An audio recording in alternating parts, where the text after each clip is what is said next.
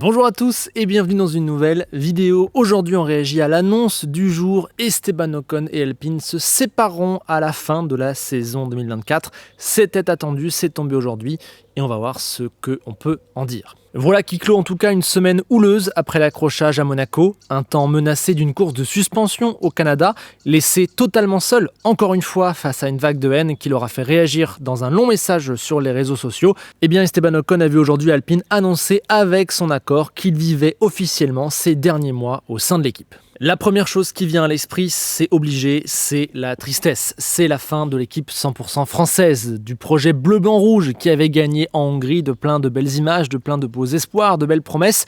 Il est loin maintenant le temps où on y croyait et ça termine quand même en forte haute boudin comme ça. Voilà, après une polémique, au bout de seulement 8 Grands Prix dans la saison 2024, on est obligé d'en arriver à ce point de non-retour. Voilà, c'est un peu l'affiche, comme on dit chez moi. Les Français de la F1 s'autodétruisent une nouvelle fois et on tend le bâton aux Anglais et aux autres pour qu'ils puissent se moquer de nous.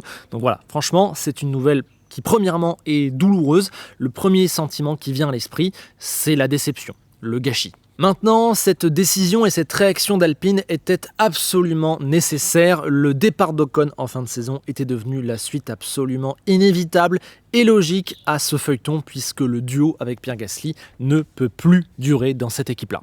C'était de base un choix risqué, on se rappelle de la une de l'équipe, frérot mais pas trop, qui prend aujourd'hui absolument tout son sens. Voilà, il y avait un passif entre les deux, mais vu qu'ils sont professionnels et que c'était dans leur intérêt que ça marche, au début ils ont très bien réussi à jouer le jeu, à mettre tout ça derrière eux, à être complètement pour l'équipe, mais au fur et à mesure du temps, avec l'accumulation de quelques petits et gros événements, notamment l'accident en Australie, avec le fait qu'ils ne sont juste pas potes et qu'ils vivent dans deux clans séparés, eh bien les choses sont montées. Je dirais qu'il y a eu de la tension, il y a peut-être eu aussi de la haine qui est ressortie, le passif qui a ressurgi, plein de choses, et on en est arrivé à ce point de non-retour qu'a clairement été Monaco, et surtout ce qui a suivi juste derrière en fait, les conséquences, les réactions à l'accident entre les deux qui, dans un autre monde, auraient pu se traiter de manière assez classique, comme ça arrive de temps en temps, entre équipiers. Là, ça n'a clairement pas été le cas et on a vu aux réactions que voilà, le projet bleu-blanc-rouge n'a pas marché, devait arriver à son terme. Il était nécessaire aujourd'hui d'y mettre fin, continuer plus longtemps avec ce duo, avec cette ambiance, avec ce passif, avec ces ressentiments. Voilà, c'était clairement aller tout droit dans le mur et donc la décision qui s'impose, c'est d'arrêter là. Et comme Ocon semble vouloir partir depuis, dit-on, la fin de saison dernière, qu'il est en plus le fautif de Monaco et que pendant ce temps, Pierre Gasly ne semble pas hyper actif sur le marché et semble être le préféré d'Alpine, l'élu, celui qu'elle a choisi, eh bien oui, c'est logique que tout ça mène à la conclusion suivante, le départ d'Esteban à la fin de l'année. Je n'irai pas plus loin d'un point de vue tambouille interne entre guillemets. Est-ce que Alpine s'est tourné depuis longtemps vers Gasly? Est-ce qu'Ocon a voulu partir depuis tant de temps? Est-ce qu'un tel a dit ceci? Est-ce que l'autre a dit cela? Voilà, c'est pas intéressant. La seule chose aujourd'hui qui m'importe, c'est que se séparer est la meilleure décision pour l'avenir de toutes les parties. On ne voulait pas en arriver là, évidemment, c'est la catastrophe. Mais maintenant qu'on y est, il faut juste mettre fin à cette relation toxique. Et si on voit le bon côté des choses, ça permet à Alpine de faire le choix au moins de la clarté. Ils ont choisi Pierre Gasly sans ambiguïté. Maintenant, on sait où on est. On peut lui offrir l'environnement de numéro 1, s'assurer qu'il prolonge. Voilà. Alpine a fait son choix. Pierre a un meilleur environnement pour l'avenir. De ce point de vue-là, les deux sont gagnants. Ils ne pouvaient pas rester dans la situation actuelle. Et c'est bon aussi pour Esteban qui ne pouvait plus rester là et qui va aller dans un endroit où il sera désiré, où il pourra tourner une page, il pourra également ouvrir un nouveau chapitre. Voilà, il y a plein de positifs de son côté également à en tirer. L'annonce intervient également suffisamment tôt pour qu'il puisse se retourner sur le marché des transferts. Bref, maintenant, ça a été fait, il faut avancer, c'est un meilleur choix qui mène tout le monde vers un meilleur avenir. C'était une décision inévitable qui libère tout le monde et qui éteint aussi l'incendie. On peut évidemment se demander à quoi va ressembler la fin de saison chez Alpine après ça. Perso, même si c'est possible, parce que ça peut vite péter entre ces trois parties, je ne crois pas du tout à l'hypothèse d'une guerre ouverte, car en fait, personne n'a rien à y gagner. Si Alpine traite mal Esteban, elle sabote les chances de celui qui est pour l'instant son pilote le plus performant lors de cette saison, et surtout, elle va y perdre encore plus gros niveau image, et ce serait logique. Privilégier Pierre, oui, maintenant c'est un choix absolument logique, évident vu ce qui va se passer à l'avenir, mais il ne faut pas le faire en étant ingrat ou mauvais avec Esteban. Humainement et sportivement, ce serait juste le pire calcul possible et Alpine, d'un point de vue pragmatique, ne peut pas choisir cette option, ne le fera pas. Il y aurait, je vous l'accorde, une certaine ironie à voir Esteban être le pilote qui ramène le plus de points à Alpine, être le plus performant après avoir été viré, mais je vais rappeler qu'Alpine n'est pas dans une position où elle peut avoir le luxe de choisir lequel de ces deux pilotes va lui ramener le plus de points. Donc voilà, si Esteban performe, faut qu'Alpine en profite pendant qu'il est encore là pour bien finir l'histoire. Ce sera juste comme ça. Pierre, lui, n'a aucune raison de mal agir. Il a gagné, entre guillemets, la situation vu qu'il reste la saison prochaine. S'il agit mal, il va se mettre en difficulté tout seul. Sa seule priorité, c'est son niveau, s'améliorer, prendre des points, être le meilleur possible, mais il n'a absolument pas à rentrer dans une confrontation avec Esteban, voilà, il n'y a pas de débat. Et Esteban aussi a tout intérêt à rester dans les clous car sa réputation est aujourd'hui pas mal entachée, même si je trouve que c'est une caricature extrêmement injuste qui lui est faite. Toujours est-il qu'il doit se vendre aujourd'hui auprès d'autres équipes et donc s'il se monte sous un mauvais jour, ça ne fera pas une bonne pub. Il a également été prévenu après l'épisode de Monaco qu'à la prochaine erreur, sûrement qu'il ne finirait pas la saison. Donc voilà, Esteban non plus n'a pas d'intérêt à faire de bêtises. Bref, tout le monde à mon sens doit faire profil bas, c'est pour ça que je prédis une fin de saison plutôt calme, sans fiasco en tout cas, c'est ce que j'espère puisque tout autre scénario serait une absolue catastrophe. Après effectivement, si Esteban annonce à un moment donné prochainement le nom de sa future équipe, je me doute qu'Alpine aurait envie de finir la saison avec à sa place son futur remplaçant. Reste à savoir là si les contrats le permettraient, mais je pense que c'est une autre considération que le fait de mal finir dans une mauvaise ambiance. Voilà, Alpine doit s'atteler aujourd'hui, après avoir fait ce choix, à bien finir cette page, bien finir ce chapitre, sinon ça va créer encore plus de dégâts. La nouvelle du jour m'inspire également un autre sentiment, je ne sais pas si c'est aussi votre cas, et bien moi c'est le soulagement, car avec cette annonce, Alpine clôt l'épisode Monaco et surtout n'a pas surréagi, ce dont j'avais très peur. S'ils avaient banni ou viré Esteban, ils auraient selon moi ajouté de la controverse à la controverse et se seraient mis en très mauvaise posture. Esteban est le pilote le plus performant cette saison. Il a ramené à l'équipe sa seule victoire en Formule 1 et il n'a finalement commis qu'une seule erreur. Alors certes, elle est claire, elle est belle, elle est grosse, on peut trouver tous les adjectifs du monde, mais il faut la traiter pour ce qu'elle est, une erreur, une fois. S'il avait été banni ou viré pour ça, je pense que ça aurait été une surréaction et vu la situation sportive d'Alpine et aussi sa cote de popularité, il ne faut pas non plus se mentir, je pense que surréagir aurait pu être une erreur fatale pour l'équipe. Ça aurait été en fait une démonstration de force mal placée, mal dimensionnée et donc ça l'aurait, je pense, décrédibilisé en tout cas encore plus. Je suis donc heureux au final que la situation adoptée soit bien plus mesurée, bien moins ingrate, bien moins injuste que ne l'aurait été, à mon sens en tout cas, je veux bien vos avis, une solution qui aurait mené vers un bannissement ou une suspension d'Esteban Ocon, voire une fin de contrat dès maintenant, dès le 8e Grand Prix. Là, je pense vraiment qu'Alpine se serait mis en très mauvaise posture. Je veux bien vos avis. Après, avec ce qu'avait dit Bruno Famin juste après l'accident, pendant la course au micro de Canal, eh bien, il était clair qu'Alpine devait réagir. Impossible de parler de conséquences en direct à la télévision sans venir en imposer certaines à l'arrivée, sinon ta parole n'a pas d'effet et du coup c'est la porte ouverte à tout, surtout dans une équipe où il y a quelques distorsions en interne, notamment entre les deux pilotes. Il fallait faire quelque chose, je salue qu'ils aient fait quelque chose sans surréagir, mais ils ont simplement, on va dire, précipité, avancé l'annonce de la fin de la collaboration en fin de saison, qui n'était plus un secret au final. Voilà. C'est une bonne solution, je trouve. D'un point de vue extérieur, ça fait un bel effet. Si on ne suit pas vraiment tout ce qui se passe chez Alpine et si on n'a pas notre prisme français qui évidemment joue, on se dit voilà, il y a un pilote qui fait une erreur, le team principal qui annonce qu'il va y avoir des conséquences et une semaine après on annonce qu'il ne sera plus là la saison prochaine. Voilà. D'un point de vue extérieur, on se dit waouh, Alpine a une force de commande, Alpine décide quelque chose, impose quelque chose, Alpine a du poids. En réalité, ce choix m'apparaît plutôt comme une communication plutôt que comme un coup de force, puisque la décision de la séparation, elle est juste absolument logique, c'était même presque le seul choix possible aujourd'hui. L'événement de Monaco, il a simplement clarifié une bonne fois pour toutes la situation et provoqué une accélération du planning. Il fallait l'annoncer maintenant pour éteindre l'incendie et faire quelque chose.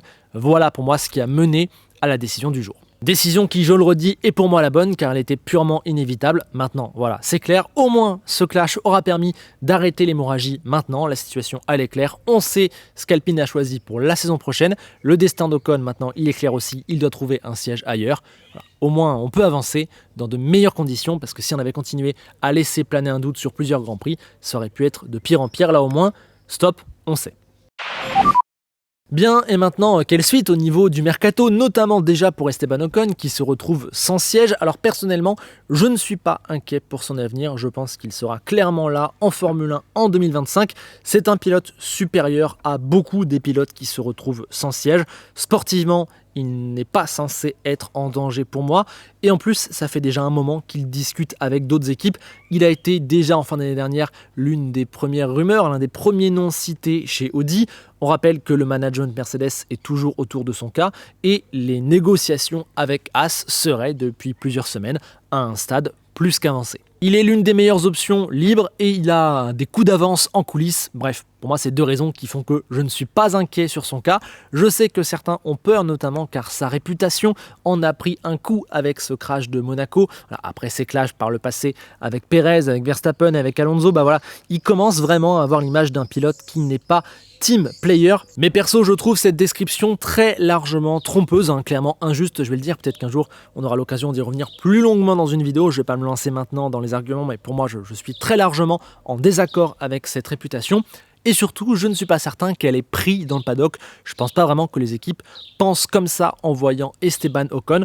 Donc à mon avis, aujourd'hui, c'est que cette réputation ne lui sera pas fatale sur le marché des pilotes. En tout cas, là, pour l'instant, dans l'immédiat, les rumeurs, les informations et les impressions que l'on a laissent penser qu'Esteban Ocon a un siège qui l'attend chez Haas, où il est désiré, puisqu'il serait une splendide recrue pour l'équipe. Pour autant, et je pense que c'est ce qui va se passer, il a intérêt à attendre un petit peu, au cas où le siège Audi ou le siège Mercedes ne se libère. Dans les deux cas, je pense que d'abord Sainz puis Antonelli chez Mercedes le devancent et que c'est assez improbable que le siège lui revienne chez l'une de ces deux écuries, mais sait-on jamais, il peut encore y avoir des rebondissements dans le mercato, donc signer chez Haas avant d'être totalement sûr qu'Antonelli ira chez Mercedes et que Sainz ira chez Audi, ça peut être un peu dommage car peut-être qu'un meilleur siège peut se libérer pour Esteban. Quant à une dernière solution qui pourrait être Williams, eh bien j'ai simplement l'impression que le rapprochement, les connexions ne se sont pas faites entre l'hypothèse Antonelli plus ou moins imposée par Mercedes, qui a de très forts liens avec Williams, et la volonté, semble-t-il, de James Valls d'avoir plutôt de l'expérience à côté d'Albon, puisque son candidat préféré serait soit Carlos Sainz ou soit Valtteri Bottas. Voilà, j'ai le sentiment qu'Esteban Ocon n'est pas une option haut placée sur la pile des dossiers de Williams, et que pour l'instant, voilà, c'est un truc qui n'existe pas vraiment. Donc à mon avis, la destination d'Ocon pour l'an prochain est Haas, à moins que Sainz ne choisisse pas Audi et ou que Mercedes ne choisisse pas Antonelli, ce à quoi je ne crois pas vraiment. Voilà, il faut juste un petit peu de temps, mais je pense que la conclusion ce sera Haas pour Ocon. Haas qui à mon sens ne serait absolument pas un mauvais choix pour le français, déjà parce que c'est mieux d'être là que d'être dans un environnement où il y a plein de guerres internes. Voilà, rester chez Alpine dans l'état actuel, c'est moins bien que signer n'importe où ailleurs, première chose. Et puis s'il signe là-bas, c'est qu'il sera voulu, il sera probablement le numéro 1 de Haas, donc ce sera un bien meilleur contexte pour s'épanouir, pour ouvrir une nouvelle page. Peut-être aussi qu'Esteban aujourd'hui, après plusieurs années passées chez Renault/Alpine, 4 ans je crois, a besoin d'autre chose. Donc franchement, rien que de ce point de vue-là, c'est une bonne idée d'y signer. Et puis malheureusement aujourd'hui, entre Alpine et Haas, sportivement, l'écart entre les deux, il est fin. Et dans 2 ans, bien malin qui pourra dire laquelle des deux équipes sera la mieux placée en Formule 1. Il y a des rumeurs dans un bon sens et dans un mauvais sens dans les deux équipes. Donc franchement, à l'instant T, y signer n'est pas plus mal. D'autant qu'on rappelle qu'en 2026, Haas aura le moteur Ferrari, alors que le moteur Alpine aujourd'hui pose pas mal de rumeurs par rapport à l'avenir. Bref, on en parlera en temps et en heure si, comme je le pense, Haas est vraiment la destination pour Esteban Ocon en 2025, mais à mon avis, c'est un choix qui aurait plein de bons côtés. Je veux bien d'ores et déjà vos avis là-dessus, mais voilà, si jamais ça se fait, il y aura une vidéo plus complète sur le sujet, sur pourquoi je pense que finalement, choisir Haas, c'est plutôt une bonne chose. Concernant Alpine, le remplaçant semble se trouver en interne, Mick Schumacher ou Jacques Doohan, les pilotes de réserve. Malheureusement, Victor Martins semble un peu en retrait avec sa saison compliquée en F2 et un soutien qui semble moins fort que celui qui est proposé, celui qui est apporté à Doohan, qui à mon sens est aujourd'hui le favori pour remplacer Ocon. J'ai le sentiment qu'Alpine l'adore depuis des années, lui fait vraiment confiance, veut éviter également de refaire une Oscar Piastri, même si je trouve que le profil et le talent est quand même différent entre Doohan et Piastri, et c'est peut-être aussi celui qui colle le mieux aux attentes à côté de Pierre Gasly. Franchement, il s'insère plutôt très bien, il représente aussi peut-être plus l'avenir et le sang frais que Mick Schumacher, qui en plus est très utile du côté du WEC, et Doohan, ça peut se transformer en une excellente surprise. C'est un choix qui en vrai, quand j'y pense, me semble cocher toutes les cases, toutes les exigences d'Alpine à ce jour. Je pense qu'aujourd'hui, dans la tête d'Alpine, il y a un duel entre Jack Doohan, qu'ils aimeraient bien d'ailleurs sûrement tester dans la voiture avant la fin de saison, mais ça dépend pas forcément d'eux, et les autres pilotes potentiellement libres. À mon avis, les deux autres seuls candidats sont Valtteri Bottas et Yuki Tsunoda. Franchement, c'est intéressant. Je pense que si j'étais seul décisionnaire, mon choix se porterait peut-être sur Tsunoda, parce que voilà, bonne entente avec Gasly, un pilote qui a déjà de l'expérience, qui fait une exceptionnelle saison. J'irais peut-être plutôt sur Tsunoda très personnellement, mais si je dois me prononcer aujourd'hui sur les probabilités d'Alpine, j'ai l'impression que Doohan est candidat numéro 1, Tsunoda 2, Schumacher 3, et après peut-être 4, un Bottas et d'autres options, mais voilà où j'en suis aujourd'hui. Je veux bien vos avis. Pour conclure cette rapide vidéo qui j'espère aura abordé suffisamment de points concernant ce transfert, je vous attends évidemment en commentaire pour en discuter.